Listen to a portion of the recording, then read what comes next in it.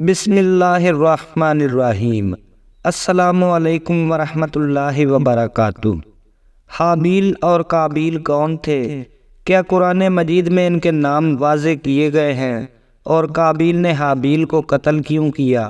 پھر قابیل نے حابیل کو دفن کیسے کیا؟ پیارے دوستو، یہ تمام واقعہ کی تفصیل ہم آپ کو اس ویڈیو میں بتائیں گے، لہٰذا آپ سے گزارش ہے کہ ویڈیو کو آخر تک ضرور دیکھیے گا۔ قرآن مجید میں حضرت آدم علیہ السلام کے ان دونوں صاحبزادوں کے نام کا ذکر نہیں کیا گیا، صرف آدم علیہ السلام کے دو بیٹے کہہ کر آگے واقعہ شروع کیا گیا۔ البتہ تورات میں ان کے نام حابیل اور قابیل بیان کیے گئے ہیں۔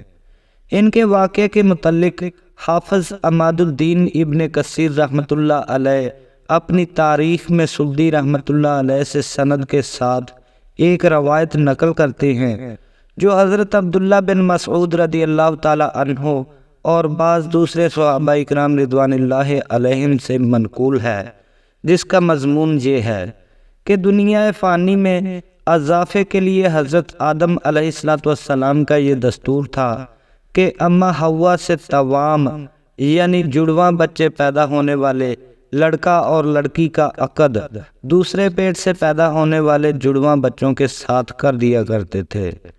اسی دستور کے مطابق قابیل اور حابیل کی شادی کا معاملہ پیش آیا تھا۔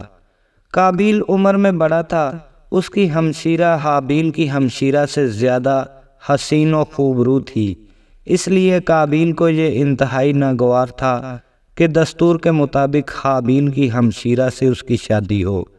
اس معاملہ کو سلجھانے کے لیے حضرت آدم علیہ السلام نے یہ فیصلہ فرمایا کہ دونوں اپنی اپنی قربانی حق تعالیٰ کی بارگاہ میں پیش کریں، جس کی قربانی قبول ہو جائے وہی اپنے ارادے کو پورا کرنے کا مستحق ہے۔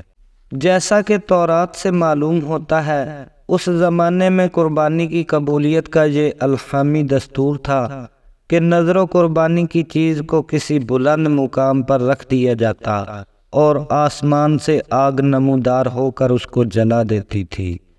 اس قانون کے مطابق حابیل نے، جو کہ بھیڑ بکریاں چراتا تھا، اپنے ریوڑ میں سے ایک بہترین دمبا خدا کی راہ میں قربان کرنے کو چنا، اور قابیل نے، جو کہ کھیتی باڑی کرتا تھا، اپنی کھیتی کے غلہ میں سے ناقص قسم کا غلہ قربانی کے لیے پیش کیا۔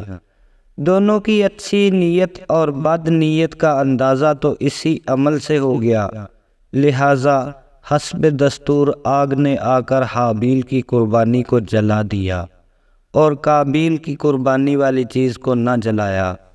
اس طرح قبولیت کا شرف حابیل کے حصہ میں آیا۔ قابیل اپنی اس توہین کو کسی طرح برداشت نہ کر سکا اور اس نے غیظ و غضب میں آ کر حابیل سے کہا کہ میں تجھے قتل کیے بغیر نہ چھوڑوں گا تاکہ تو اپنی مراد کو نہ پہنچ سکے۔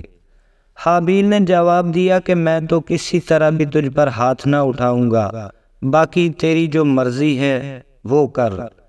رہا قربانی کا معاملہ، سو خدا کے ہاں تو نیک نیت کی قربانی ہی قبول ہو سکتی ہے، وہاں بد نیت کی نہ دھمکی کام آ سکتی ہے نہ بے وجہ کا غم و غصہ۔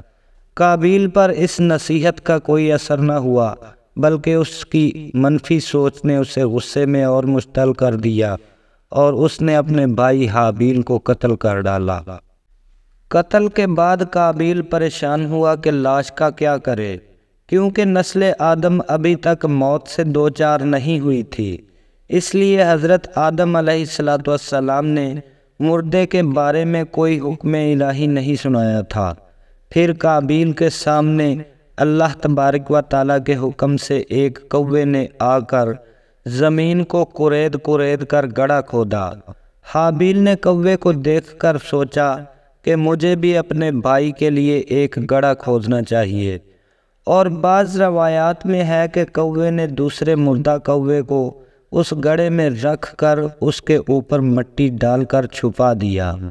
قابیل نے جب یہ دیکھا تو اپنی ناکارہ زندگی پر بے حد افسوس کیا اور کہنے لگا کہ میں اس حیوان سے بھی گیا گزرا ہوں کہ میں اپنے اس جرم کو چھپانے کی اہلیت نہیں رکھتا۔ ندامت سے سر جھکا لیا اور پھر اسی طرح اپنے بھائی کی لاش کو سپرد خاک کر دیا۔